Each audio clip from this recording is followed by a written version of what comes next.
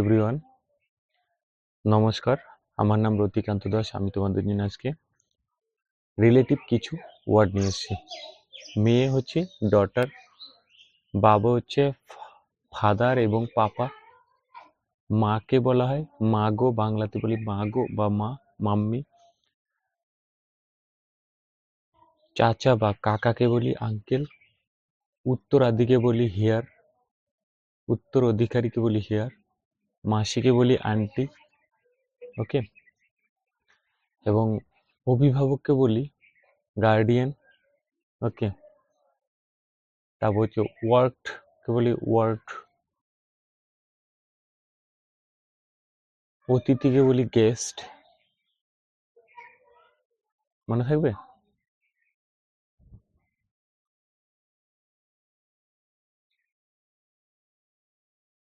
গুরুকে বলি প্রিসেটর, গৃহশিক্ষককে বলি টিউটর, জ্ঞাতিকে বলি কিন স্যামেন। ওকে, মামাতো ভাইকে বলি কাজেন, ধাত্রীকে বলি মাইড ওয়াইফ, আর পরিবারকে বলি ফ্যামিলি।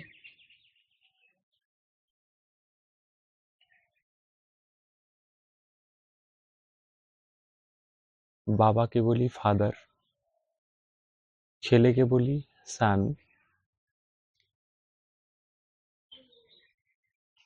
পূর্বপুরুষকে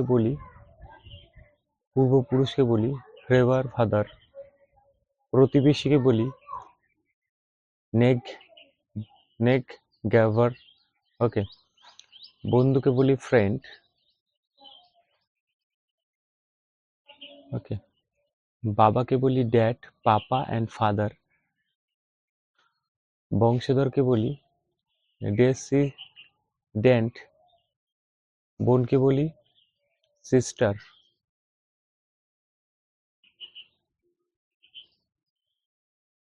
ভাইকে বলি ব্রেদার,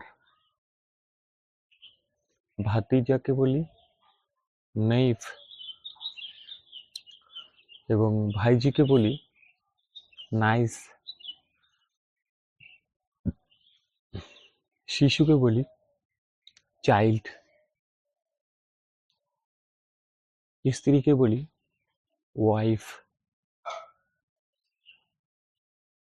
স্বামীকে বলি হাজব্যান্ড, শ্বশুরকে বলি ফিউ, শত্রুকে বলি ফ্যামিলি।